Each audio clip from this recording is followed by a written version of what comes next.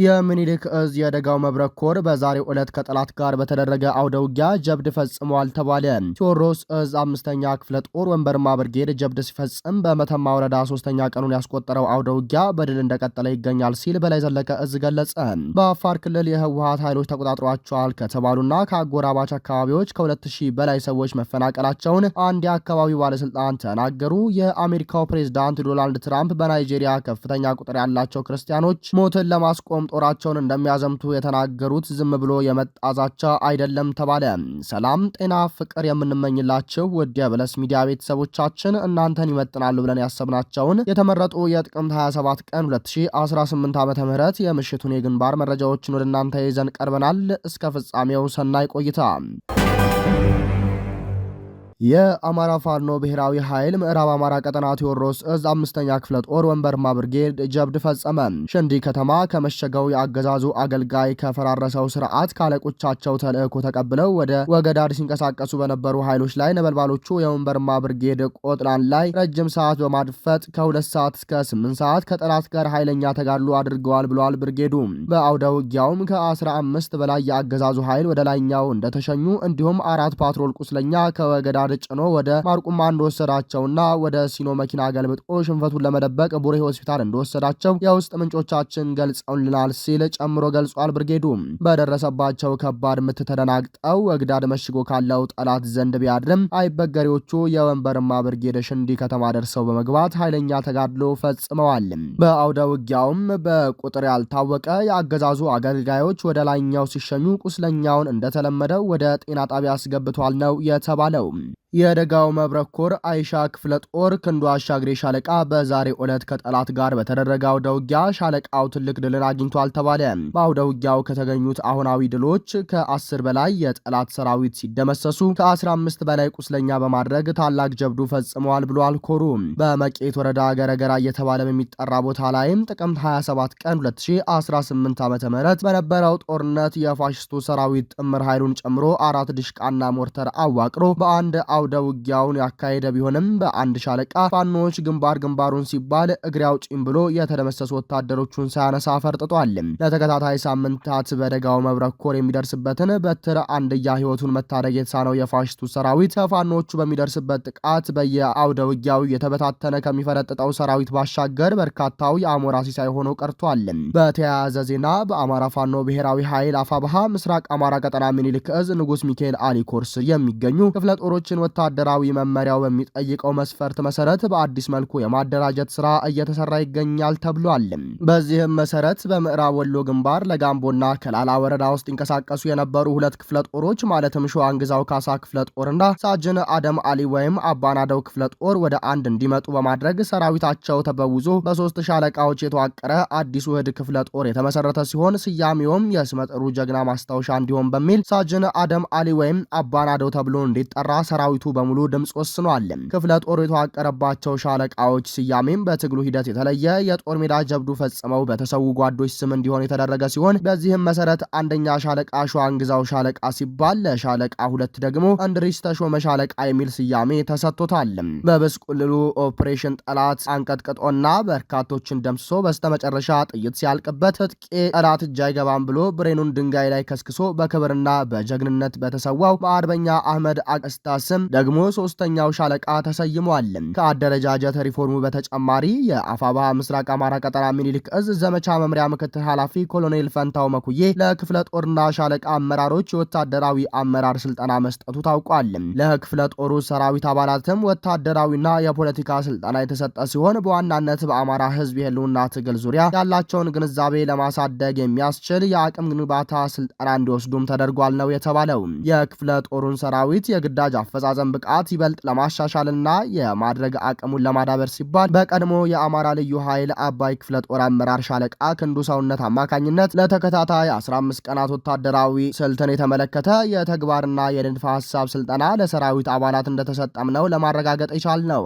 ሰራዊቱ በፖለቲካና በውትድርናው ዘርፍ የተሻለ ግንዛቤ ኖሮት ግዳጁን በብቃት እንዲወጣ የማድረጉ ስራ ተጠናክሮ እንደሚቀጥልና ሰራዊቱ የሚተዳደርበትን ወታደራዊ መመሪያ ለሁሉም በማሳወቅ በመመሪያው መሰረት ለመታገል ፈቃደኛ የማይሆኑትን ላይ አስፈላጊውን እርምጃ በመውሰድ የማስተካከል ስራ ሊሰራ እንደሚገባ የእዙ ዋና ሰብሳቢ ዋርካው ምሬ ወዳጆ ለኮሩ አመራሮች አስታውሶ ከእንግዲህ ተጠያቂነት ያለው አሰራር ተግባራዊ እንደሚሆን መናገሩም ታውቋል።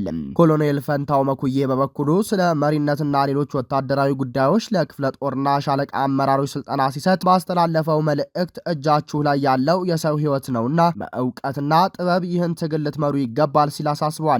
ኮሎኔሉ ወታደራዊ ስነ ምግባርንም በተመለከተም ለአመራሮቹ ግንዛቤ የመፍጠር ስራ ሰርቷል። በመጨረሻም አመራሮቹ መሰል የአቅም ግንባታ ስልጠና ቀጣይነት ባለው መልኩ ቢሰጠን ሲሉ ይበልጥ የመማርና የማወቅ ፍላጎት እንዳላቸው ገልጸዋል። ይህ በእንዲህ እንዳለ የደጋው መብረቅ ኮር አሃዶች ምልምል ፋኖዎችን እያሰለጠኑ ማስመረቁን አጠናክረው ቀጥለዋል። ዛሬም ደጀን ክፍለ ጦር አስመርቋል። በቅርቡ የተደራጀው የደጋው መብረቅ ኮር ሁሉም አሃዶች ምልምል ፋኖዎችን በእግረኛና በልዩ ኮማንዶ ደረጃ እያሰለጠነ እያስመረቀ ሲሆን ዛሬ ጥቅምት 27 ቀን 2018 ዓ.ም ደግሞ ደጀን ክፍለ ጦር ለወራቶች የሰለጠኑ ለልዩ ተልእኮ የሚውሉ ኮማንዶችን አስመርቋል። ከዚህ ጋር ተያይዞም አፋባሃ ምኒልክ እዝ በሁሉም ኮሮቹና በእዙ ልዩ ዘመቻ በበርካታ ቀጠናዎች እያሰለጠነ ነባሩን ፋኖ በሰው ኃይል እያጠናከረ የህልውና ትግሉ በሚፈልገው ልክ ራሱን እየተደራጀ ይገኛል። ምኒልክ እዝ ስልጠና መምሪያ ስልጠናውን በቀላል ወጪ ነገር ግን የካበተ ልምድ ባላቸው አሰልጣኞች እየተሰጠ የከፍተኛ እውቅና ስነ ምግባር ባለቤት እያደረገ ለህልውና ትግሉ እያቀረበ ይገኛል ብለዋል። አፋባሃ ምስራቅ አማራ ቀጠና ምኒልክ እዝም በመተማ ወረዳ 3ኛ ቀኑን ያስቆጠረው አውደ ውጊያ በድል እንደቀጠለ ይገኛል ሲል በላይ ዘለቀ እዝ ገለጸ። የአገዛዙ ኃይል ከምዕራብ አርማጭሆ ተነስቶ ወደ መተማ ወረዳ ለመግባት ሙከራ ቢያደርግም በመይሳው ካሳ 2ኛ ኮር አጣናዋሴ ክፍለ ጦር ባባይ ብርጌድ እና የደጃዝማች 4ኛ ኮር አርበኞች ክፍለ ጦር የበላይ ዘለቀ ብርጌድ አባላት ባደረጉት ጣምራዊ ልዩ ኦፕሬሽን ከጥቅምት 25 ቀን 2018 ዓ.ም 9 ሰዓት ላይ የጀመረው አውደ ውጊያ እስከ ጥቅምት 26 ቀን 2018 ዓ.ም ሙሉ ቀኑን እስከ ምሽት 12 ሰዓት መውጫ መግቢያ አጥቶ ከፍተኛ ሙትና ቁስለኛ ከማስተናገዱ ባሻገር የደረሰበትን ከፍተኛ በትር መቋቋም ሲያቅተው በማታ ሰዓት እግሬ አውጪኝ ብሎ ሙትና ቁስለኛውን እያዝረከረከ ደምጡን አጥፍቶ ከታፈነበት ቦታ ወጥቶ ወደ መጣበት ተመልሷል ተብሏል። ይህ በእንዲህ እንዳለ ከሽንፈት ያላዳነው የድረሱልኝ ታፍኛለሁ ጩኸት ለማገዝ ከመተማ የተነሳው የአገዛዙ ጥምር ኃይል አሁንም ላንተስ ማን ይዞልሃል አይነት ሌላ ያልተጠበቀ ከባድ መብረቃዊ ጥቃት በነበልባሎቹ መይሳው ካሳ 2ኛ ኮር አጣናዋሴ ክፍለ ጦር ተካ ብርጌድ በአርበኛ ደሴ የተገኘ ስምሪት ሰጭነት ከመተማ ወጣ ብሎ ጓንግ ከምትባል ቦታ ላይ ይህን አረመኔ አራጅ ቡድን በዛሬው ዕለት ጥቅምት 27 ቀን 2018 ዓ.ም ከጠዋት ጀምሮ አይቀጡ ቅጣት እየቀጡት ይገኛሉ። በጥቅሉ ባለጊዜ ነኝ ባዮች፣ የዘር ፖለቲካ አራማጆች፣ የኦሮሞማ ስርዓት አራጊ ፈጣሪዎች በየጊዜው በአማራ ላይ የሚዶሉትን ተለዋዋጭ የጥፋት ሴራና ሁለንተናዊ ጄኖሳይድ በጭፍን ጥላቻ ህዝባችንን ለመሰልቀጥ ያዘጋጁት በመከላከያ ስም የሚነግደው የስርዓቱ አስፈጻሚ ከየትም መጣ ከየት ወደ ቀጠናው መግባትም ሆነ ከገባበት መውጣት እንዳይችል በፋኖ ብርቱ ክንድ ከፍተኛ ሽንፈት እየደረሰበት ሙትና ቁስለኛ እየሆነ ምድሩም የእግር እሳት እየሆነበት ይገኛል። የአጣና ዋሴ ክፍለ ጦር የህዝብ ግንኙነት አርበኛ ግዛት አለበል ከቦታው እንዳሳወቀን በአሁኑ ሰዓት ያገዛዙ አረመኔ በየአቅጣጫው የጭንቀት ከባድ መሳሪያ እየተኮሰ ለንጹሃን ህይወትና ንብረት ስጋት ሆኖ ይገኛል። አካባቢው ላይም የድሮን ቅኝት እየተደረገ ስለሆነ ማህበረሰቡም ሆነ የፋኖ ኃይል ከወዲሁ ጥንቃቄ እንዲያደርግ መልእክት ማስተላለፍ እንወዳለን ብለዋል። በሰሞኑ በአውደ ውጊያው የተገኘ ድልም ወደ መተማ ከተማ አንድ አይሱዙ አስከሬንና 2 አምቡላንስ ቁስለኛ አንስቶ የወሰደ ሲሆን አውደ ውጊያው ይህን መረጃ እስከተጠናከረበት 7 ሰዓት ተኩል ድረስ እንደቀጠለ ነበር ብሏል። አፋባሃ ሰሜን አማራ ቀጠና በላይ ዘለቀ እዝ መይሳው ካሳ 2ኛ ኮርም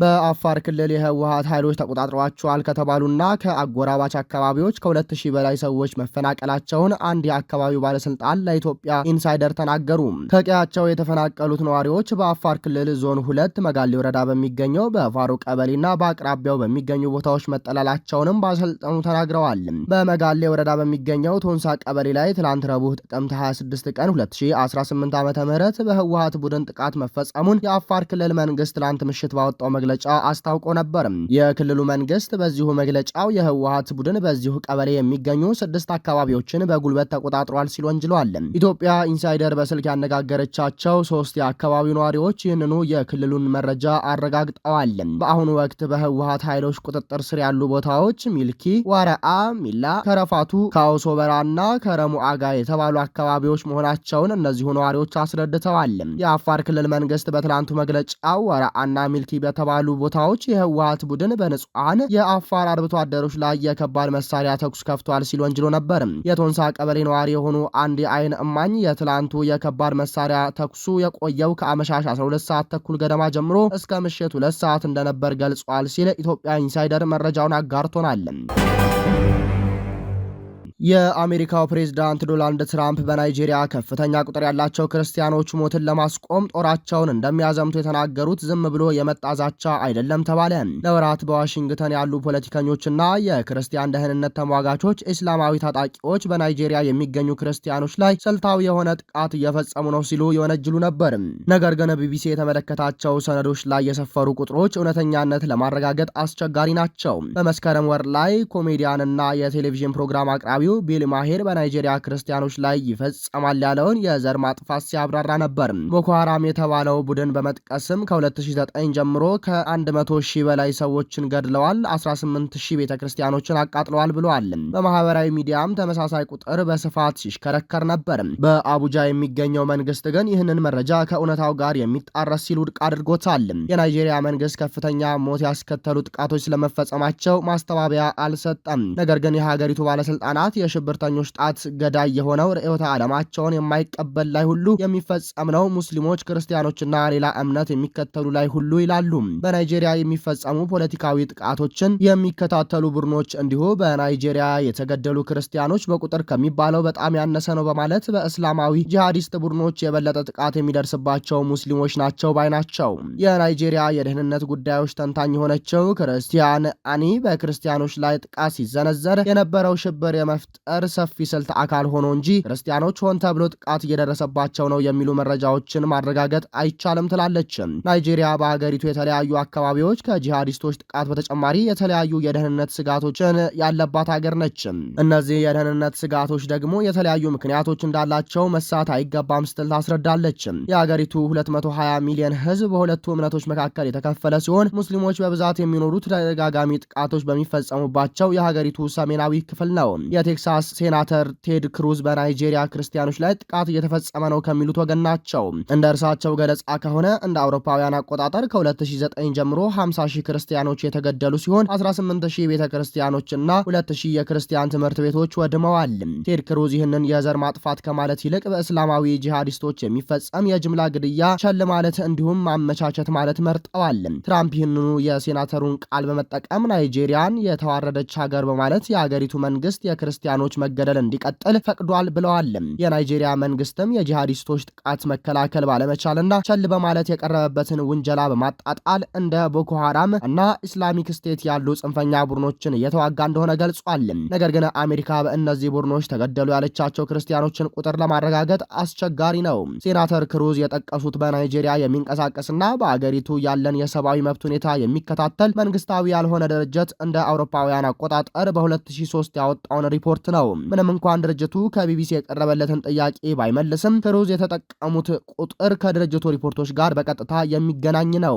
ኢንተር ሶሳይቲ የተሰኘው ይህ ድርጅት በአሜሪካ ፖለቲካ ውስጥ ተጽዕኖ ፈጣሪ የመሆኑን ያህል የግልጽነት ችግርም እንዳለበት ከዚህ ቀደም ያወጣቸው ሪፖርቶች የተመለከቱ ሰዎች ይገልጻሉ። በነሐሴ ወር ላይ ያወጣው ሪፖርት እንደሚያሳየው እንደ አውሮፓውያን አቆጣጠር ከ2009 ጀምሮ በጂሃዲስቶች ጥቃት ከ100,000 በላይ ክርስቲያኖች ተገድለዋል ይላል።